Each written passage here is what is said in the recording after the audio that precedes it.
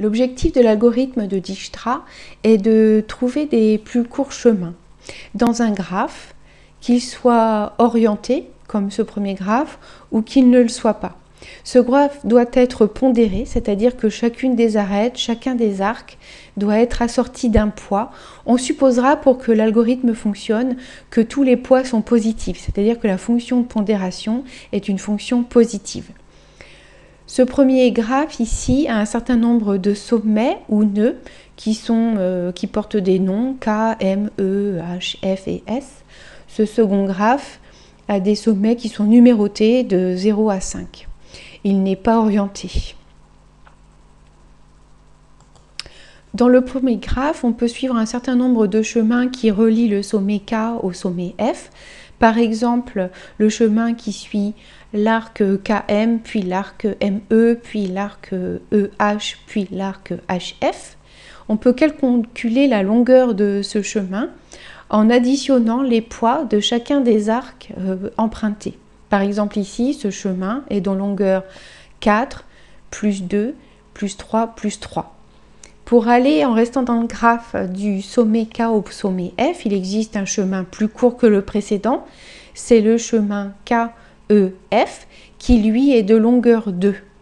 On dit qu'il est plus court parce que sa longueur est plus petite et non pas parce qu'il passe par un moins grand nombre de sommets.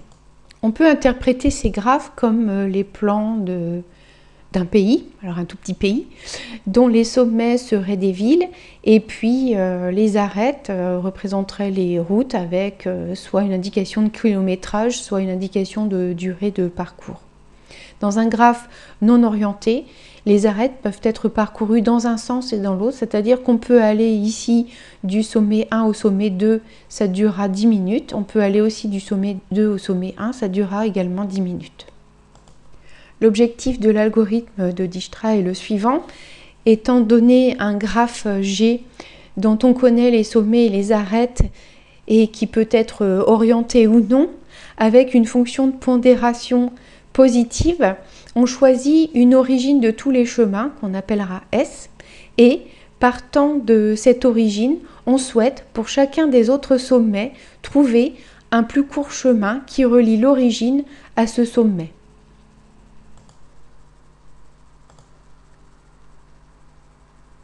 La première chose que nous allons faire, c'est d'assortir à chacun des sommets un couple de valeurs. Donc ce couple de valeurs est constitué en première valeur d'une estimation de la plus courte distance de l'origine à ce sommet. Et puis deuxième valeur, le point qui précède sur le plus court chemin provisoire, qui précède directement notre point cible. Comment sont initialisées ces valeurs? La première valeur que l'on remplit, c'est pour l'origine de tous les chemins elles-mêmes. Bien sûr, la plus courte distance pour relier l'origine à elle-même, c'est 0, et puis cette origine n'admet aucun prédécesseur. Pour tous les autres points, dans un premier temps, on considère qu'ils sont à une distance infinie de l'origine. On n'a toujours pas trouvé de chemin qui le relie à l'origine, et on ignore la valeur d'un prédécesseur. Sauf pour les deux successeurs ici de l'origine, qui sont donc les points que l'on peut directement relier depuis l'origine en passant par un arc du graphe. Les successeurs dans le graphe de l'origine K sont le point M qui est à une distance 4 de K et le point E qui est à une distance 1 de K. Donc pour l'instant, au tout début du parcours de l'algorithme, le point K est à une distance 0 de l'origine, il n'a pas de précédent. Le point M est à une distance 4 de l'origine et le point précédent, c'est l'origine. Le point E est à une distance 1 de l'origine. Le point précédent sur le chemin le plus court que l'on a pour l'instant, c'est le point K. Et puis, aucun des autres points n'a été atteint depuis l'origine en suivant un chemin, pour l'instant. On ne pourra pas trouver de plus court chemin qui va jusqu'à K. On considère donc que ce point-là a été traité. On n'accédera plus jamais à ce point. Pour l'instant, pour aller au point M et au point E, les arcs utilisés et le point précédent, c'est simplement l'origine, et on a utilisé cet arc-ci pour le point M, cet arc-ci pour le point E. Nous avons donc pour le point M un chemin provisoire de longueur 4 qui va de K à M, un chemin provisoire de longueur 1 qui va de K à E, et aucun chemin pour l'instant qui ne vont de K à F, H ou S en restant dans le graphe. Une fois cette première étape franchie, on choisit le prochain point que l'on va traiter. Alors ce prochain point, il est choisi de telle sorte que la plus petite distance estimée pour un chemin de K à ce point est la plus petite parmi les points que l'on a déjà atteints. Donc ici, les seuls points que l'on a atteints sont M et E. Celui qui est le plus proche de K, c'est E, il a une distance 1, et c'est lui que l'on va choisir de traiter dans notre prochaine étape de l'algorithme. Nous démontrerons quand nous ferons une preuve de l'algorithme qu'il n'existera dans le graphe aucun plus court chemin que celui qu'on connaît déjà pour aller de E à K. Et donc on ne passera plus jamais par le point E. On étudie ensuite chacun des successeurs de E dans le graphe. Premier successeur, c'est le point M qui a une distance 1 de E. Ce qui fait que pour aller de K à M en passant par le point E, on prend un chemin de longueur 2. Ce chemin de longueur 2 est plus court que le dernier chemin que nous avions enregistré pour aller de K à M, qui lui était de longueur 4. Donc ce nouveau chemin nous intéresse, on le conserve de la façon suivante. On dit que c'est un chemin de longueur 2 et que l'étape précédente directement pour arriver à M, c'est E. On procède de même avec chacun des successeurs du point que l'on est en train d'étudier, E. Successeur suivant, c'est le point H. Pour aller de E à H, suivant cette arête, on parcourt une distance de 3. Quand l'on additionne à la distance pour accéder de K à E qui valait 1, on se retrouve donc avec un chemin de longueur 4. 4 qui est plus petit que la longueur précédemment enregistrée, qui était infinie. On conserve donc ce chemin comme étant le plus court chemin provisoirement pour aller de K à H, et ce chemin passe par E, c'est le dernier point avant H que l'on a atteint sur ce chemin le plus court provisoire. C'est un chemin de longueur 4. Successeur suivant du point E, c'est F. Pour aller de E à F, on suit cet arc-là qui est de longueur 1. On a donc trouvé un chemin pour aller de K à F qui est de longueur 1 plus 1 égale 2, que l'on conserve parce qu'il est plus court que le chemin précédemment enregistré qui était de longueur infinie. Ce chemin, on le consigne ici, on dit qu'il est de longueur 2 et que le point précédent c'était E juste avant d'atteindre F sur ce chemin. Nous avons fini de traiter le point E, nous avons trouvé le plus court chemin pour aller de K à E, nous avons traité les chemins qui partaient de E vers un de ses successeurs. Parmi ces chemins, on va choisir celui qui est de plus courte longueur. Alors ici, il y a le choix entre deux, on en choisit un au hasard, on va choisir par exemple le point F. On démontrera qu'il n'existe pas de plus court chemin dans le graphe pour aller de K à F que celui qu'on avait trouvé tout à l'heure, qui est le chemin KEF de longueur 2. Alors comment est-ce qu'on retrouve ce chemin? Partant de F, son précédent c'est E. On va lire le précédent de E, c'était K, et nous voilà avec le chemin KEF qui est bien de longueur 2. On va traiter à présent, partant de F, tous ses successeurs. Alors, quels sont les successeurs de F? Il y a H seulement. Pour aller de F à H, on prend un arc de longueur 1. Et donc, on se trouve ici avec un chemin qui va de K à H, de longueur 2 pour aller de K à F, plus 1, la longueur de cet arc, c'est-à-dire 3. 3 qui est plus petit que la longueur précédente du chemin le plus court pour aller de K à H que nous avions enregistré. Et donc, on va conserver ce chemin qui nous intéresse, qui est plus court que le précédent. C'est un chemin de longueur 3, tel que le point précédent avant d'atteindre le point H, c'était le point F. Et puis, c'est terminé, puisque le point M n'est pas atteint depuis F, et S non plus. Nous venons donc d'abandonner au profit du chemin KEFH le chemin plus long KEH que nous avions précédemment enregistré, qui lui était de longueur 4, alors qu'on vient de trouver un chemin de longueur 3 pour aller de K à H en passant par F cette fois-ci. Puisqu'on vient de terminer le traitement du point F, on lit parmi tous les points qui sont à une distance finie du point K, c'est-à-dire que l'on a déjà su relier par un chemin qui n'est peut-être pas le plus court possible, depuis le point K. Il y a deux points. Celui qui est le plus proche du point K, c'est le point M, et donc c'est lui que l'on va traiter à présent. On saura démontrer tout à l'heure qu'il n'existe pas de plus court chemin pour aller de K à M que de passer par ce chemin qui passe par E et qui est de longueur 2.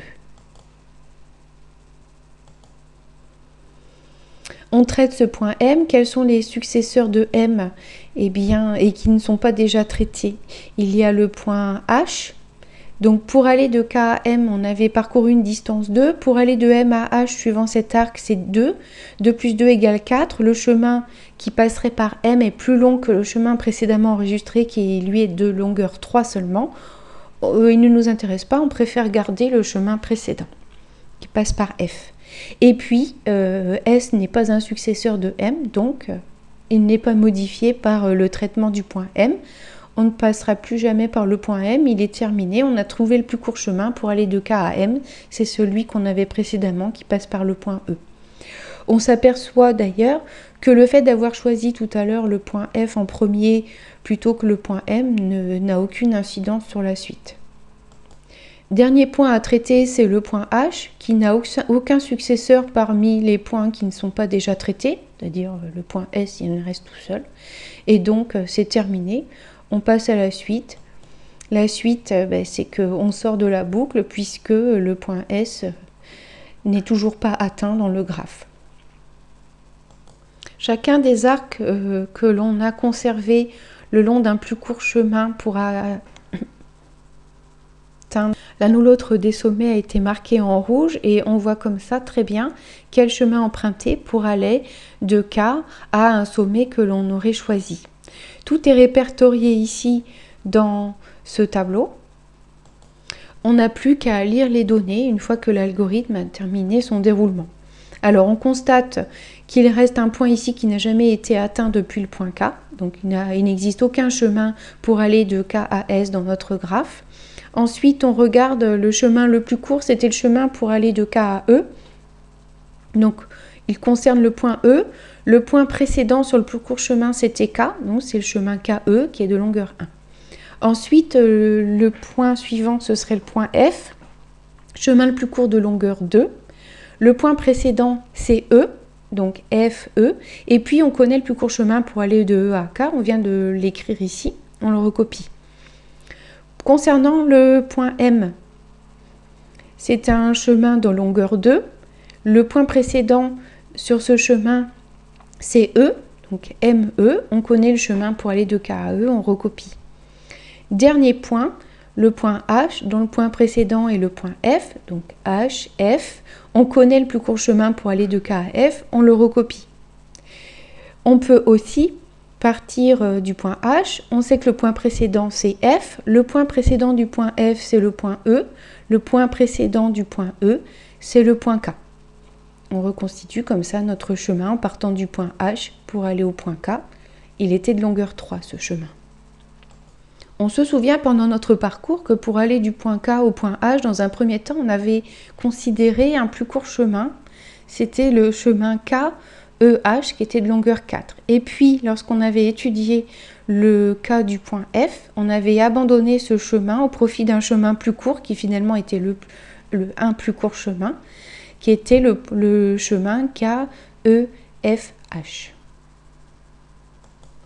Et si au lieu d'un point 3, cet arc EH avait un poids de valeur 2, et bien à ce moment-là, on aurait trouvé au moment où on avait étudié le point E et ses successeurs un chemin KEH de longueur 3 qu'on aurait gardé jusqu'au bout, parce qu'au moment d'étudier le point F et de considérer le chemin KEFH, étant donné qu'il était de longueur 3 lui aussi, on n'aurait pas abandonné notre tout premier chemin de longueur 3 au profit de ce nouveau chemin. Si la question était de trouver un plus court chemin qui relie le point K au point F, à ce moment-là, on n'était pas obligé de dérouler l'algorithme jusqu'au bout, mais on pouvait s'arrêter dès que le traitement du point F était terminé, c'est-à-dire à cette étape. Ça nous permettait de reconstituer un plus court chemin qui va de K à F en lisant les précédents successifs. Donc en arrivant à F, on sait qu'on était parti du point E. Pour arriver au point E, on sait qu'on était parti du point K et on retrouvait comme ça le chemin qui nous intéressait.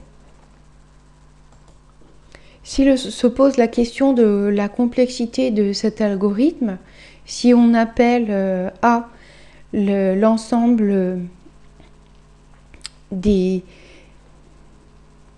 arêtes du graphe et S l'ensemble des sommets du graphe, on se rend compte qu'il y a autant d'étapes que de nombre de sommets pour le graphe.